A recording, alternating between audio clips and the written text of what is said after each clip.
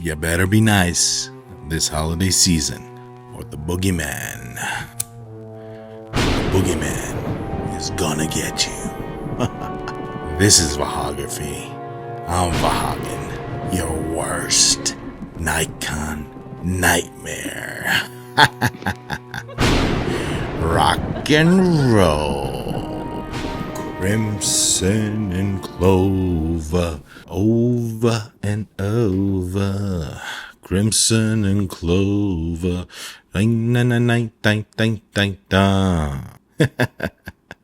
What is up, ladies and gentlemen? First of all, before I get started in today's Vahography, photography topic, I have to vent a little bit. You don't need me anymore, you piece of shit. You don't need me. Huh? You want to come over again? You want to come over? Let's do another Z9 review. Huh? What do you think? Should we do another one? How about a 10-year Z9 review? You don't need me anymore? You don't even say hi anymore? Or what? Huh? Yeah. See, where I come from, somebody comes to your house, knocks on your door, you open the door, and you greet them. You say hello. You know, thousands and thousands of miles away, over the pond, at a rough hour, somebody comes to your house, you say hello, right? Right, you piece of shit. Some people just like to attach themselves to certain clicks because it makes them feel better. Dude, shut up and sell your cameras. Get your sample images right in your videos and then come and talk to me, right? Ladies and gentlemen, are you ready to rumble? Buyer's remorse. You know why I'm doing this video? Because I was at a camera shop over the weekend. I saw all these cameras, used stuff that weren't there a week before that was there. And I see all this new used gear, and I asked my guy over there, say, hey man, what's going on? You have a lot of product. You know, where'd you get it from? You know, guys swimming with the fishes. And, you know, we acquired the gear. Swimming with the fishes. Forget about it, I told him. I made him an offer. He just couldn't refuse. No, it got me thinking about gear that we buy. Have you ever felt buyer's remorse over camera gear? Now, we know the feeling when you go to a car dealership and they totally run one over on you, right? You're a lay down. In the car business, it's called, you're a lay down. Basically, they give you a bad deal without you knowing, right? High payment.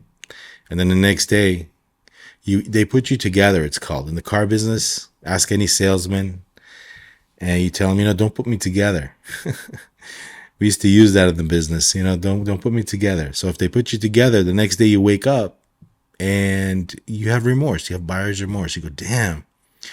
This tends to happen after a month with the car, and then all your fun is pretty much gone. It just, your G-Wagon turns into just a regular car that you're just used to, but you still have that $2,500, $3,000 payment.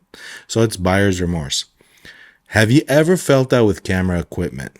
I have. I felt like I just bought something that I really just didn't really need. And that was when I picked up the Leica M Type 240 camera.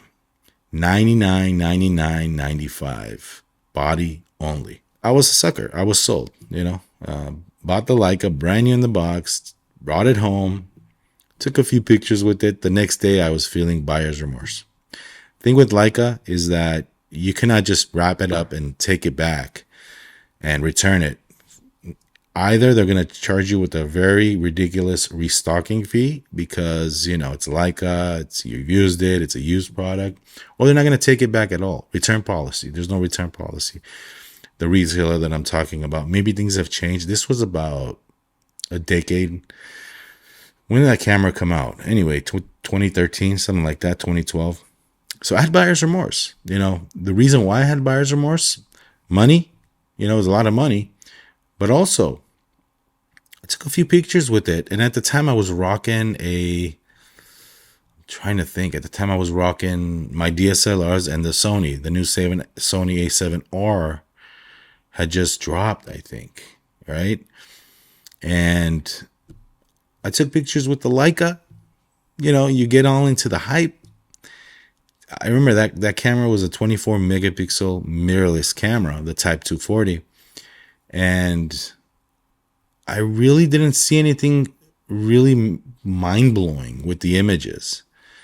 It's more about the optics with Leica, but as far as I wanted to just test something out. I wanted to check it out, but it really didn't blow my mind.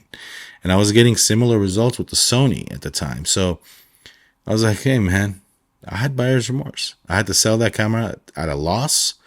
I told myself that let me give it a couple of months. Let me not jump the gun. So I kept it for a couple of months. I put it on the market. I took a big loss. Leicas are very hard to sell. You have to find the right buyer at the right time. Timing is everything, because you're not going to find a buyer with these Leica gears right away. Even back then, when Sonys and Canons were selling like hotcakes, Nikons, you have to find the right buyer at the right time for some of this Leica gear, especially those expensive lenses. I'm getting smarter and smarter with my gear. Now that I'm older, you evaluate where you're at in life.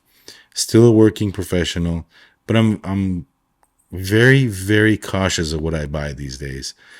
I would like to be more cautious, but my buying impulses sometimes get to the better of me. So you get the new one. For example, it could happen to anybody. You get the new R1, you had the R3, you get the new R1, and you figure out that a lot of this new technology either you don't use, or a lot of it is marketing. It sounds good on paper, it sounds good, but you don't really put it to good use. You're not that type of photographer that needs 40 frames per second raw, cross type AF, you name it, all the bells and whistles. At the end of the day, when you were rocking that R3 and now you're rocking the R1, for an example, you can do this, you can use this metaphor with the Z8, Z9, Z6 II, Z6 III, whatever. You get my point. Where you unboxed the new one, you paid all this money, you sold the old one, right? You sold the old one to go into the new one, and then you unbox and you realize it's not much different. Why did I sell my old one?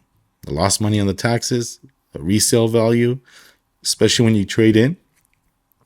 Guys trade in all the time, and they lose their behinds.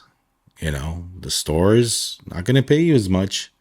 They're going to want to resell that equipment. KH is a perfect example of this. They hose you. KH hoses you. Sure, it's easy. Anybody could ship to anybody.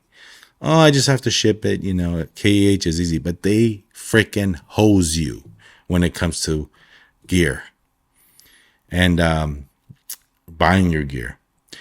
It's a great service. Don't get me wrong. And good job. They found the racket and they're taking advantage of the photographers. It's convenient. So if you don't mind getting hosed and buying the new one and realizing after the fact that it's not really that much different, a little bit better autofocus, is it really going to make a difference with your clients? Is the difference going to show in the images that you print for your clients? I'm not trying to sound like, anti-new camera, person here. Sure. If you have an older camera and you're looking to upgrade, for example, Z500, right? And you have the D500, right? And Nikon comes out with the Z500, totally different camera, mirrorless DSLR. Sure, that's an upgrade. If you're doing like an R3 versus an R1, and you're selling your R3 for $2,500 right now, and you're getting into the new system for $7,000. What happened to that $5,000, sir? Poof! It just went away. Poof! It blew up in your face. You just lost all that money. I feel sorry for guys that really don't take that many pictures. They just buy the gear just to buy it, just to show off, or just to say, look, I have the new R3. And they don't really shoot with it that much. I hate when photographers lose money. You are going to lose money eventually, but let time dictate how much you lose, not the market. You get it? Let time dictate how much you're going to lose. Over time, 4 or 5 years goes by, fine, take my camera.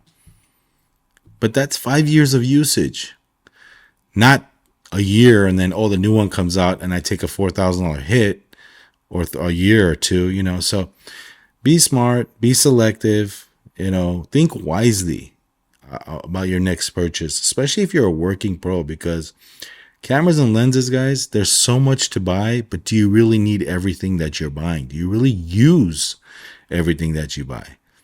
These are not museum pieces where, I need to have every single lens on the Z mount. No.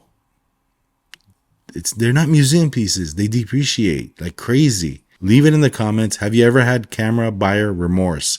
And let me know which camera it was, how long ago this was. Did you learn from your mistakes? Hey, real quickly, guys, channel service announcement here. I read every single comment. I just haven't had time to respond to any, but I read every single comment. So leave it in the comments. I read them all. I just wanted to tell you guys, like, subscribe, share, and we'll see you on the next video, guys. Happy Monday. And we're ready to rock and roll this week. I got some great topics for you guys, and I want to just get out of here. The days are shorter, and it's kind of sad. You don't have that much time to go shoot out in daylight these days. But I'm looking at doing some videos this week outdoors, doing something different than just sitting here and talking to you guys. We're going to do some fun stuff coming soon. This is Vahography. I'm Vahagan, your rock and roll photographer. We'll see you soon. Rock and roll.